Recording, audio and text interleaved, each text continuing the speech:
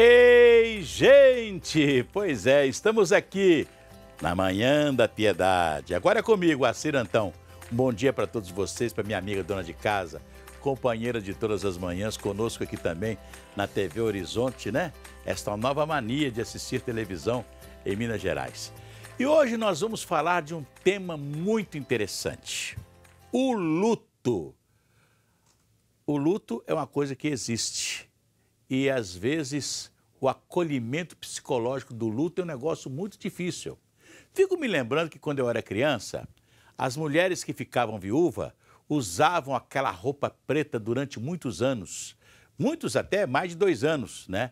O que era? Era uma viúva. Ah, ela está de luto. A roupa tinha que ser preta. Naquela época, os armazéns vendiam umas tintas que você tingia a roupa. Aliás, antigamente lavanderia chamava tinturaria, porque eram muitas roupas que recebiam uma tinta nova.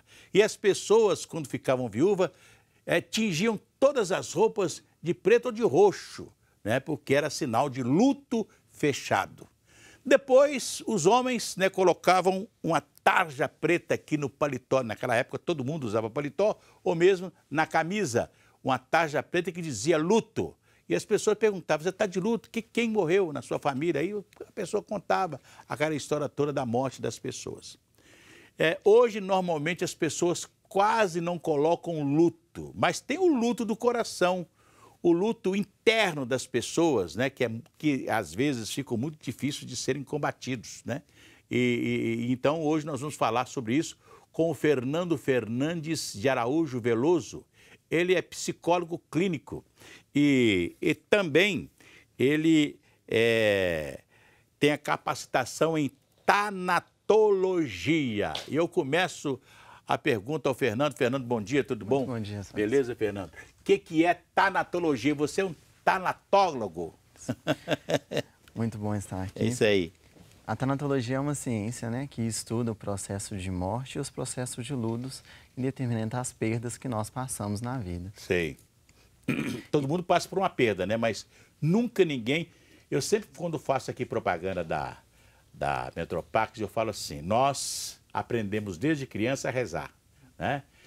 Na hora da nossa morte, amém. Todas as religiões nos preparam para a vida eterna.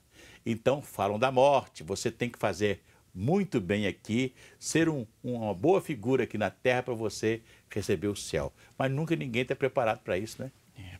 Hoje em dia nós temos uma grande preparação do modo de vida, para o como viver, mas principalmente a nossa cultura ocidental, a gente não tem o hábito nem de falar da morte. É verdade. Existe um grande tabu, né?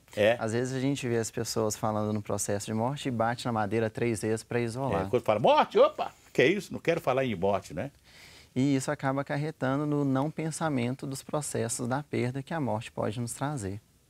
E aí, quando a gente nos depara de surpresa com a morte, entramos num processo que pode ser com sofrimento ou sem o sofrimento, apenas com sentimento de dor. Fernando, existe o luto, tipo assim, um arrependimento?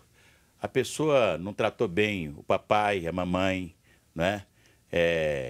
Teve problemas e etc. E o papai ou a mamãe morre e aquela pessoa fica inconsolável.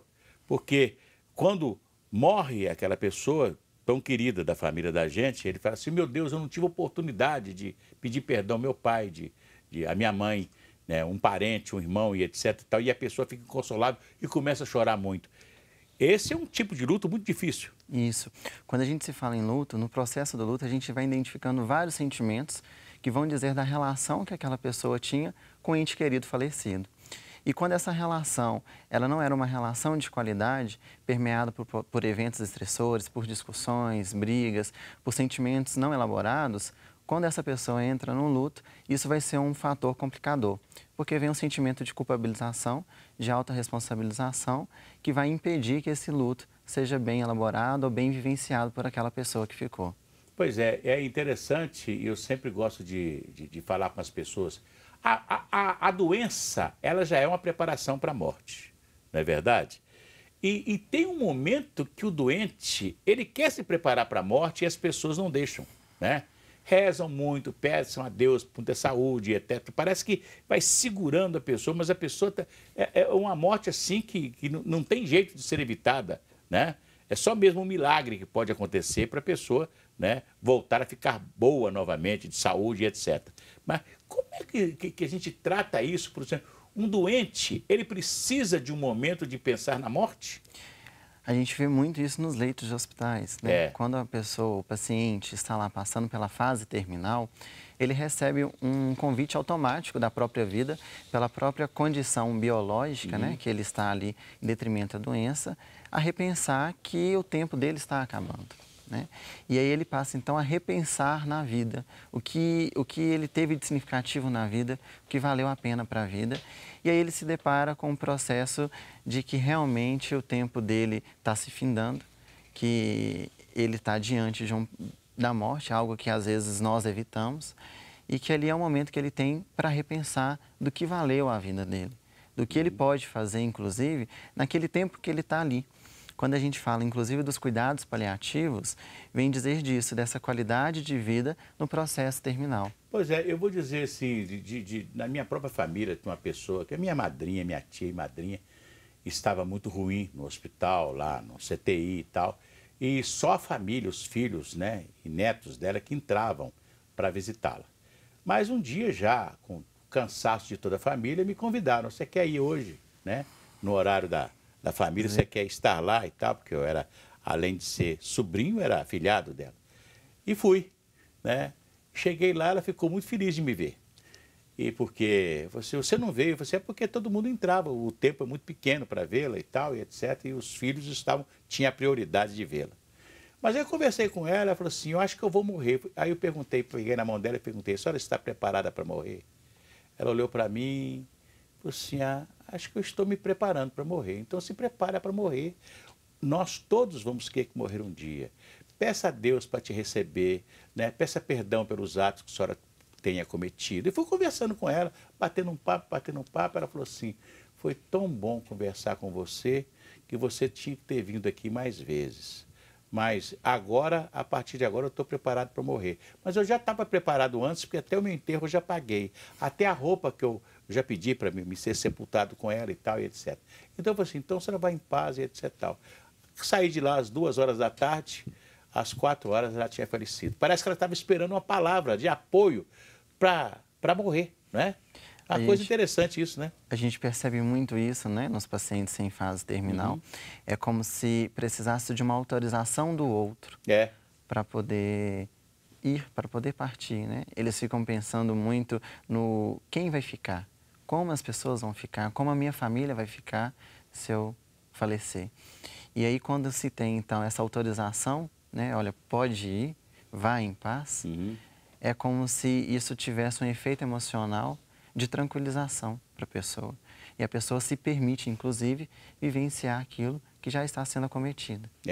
Na nossa religião católica, né, nós vivenciamos muito, né, eu não sei se ainda acontece, né, aquela visita do padre ao moribundo que está ali, né, praticamente para morrer, e recebe, né, a pessoa confessa, a pessoa confessa antes, né, de morrer e tal, justamente para ter essa morte tranquila. E a família se preocupava com isso. Hoje quase não tem mais essa preocupação. Mas é importante saber se conduzir para a morte, não é verdade? Exatamente. Nós temos o fator religioso que contribui muito na elaboração do luto e até mesmo na própria processo de partida da pessoa. Quando ela tem uma fé, quando ela acredita que há algo abstrato, há algo absoluto, que pode conduzir ela de uma forma mais suave, isso se torna mais leve para que ela possa passar por isso. No que diz respeito à própria pessoa que já está enferma e vai passar, né, pela transição para a morte, ela tendo essa fé, isso vai contribuir para que ela se sinta mais em paz consigo mesma.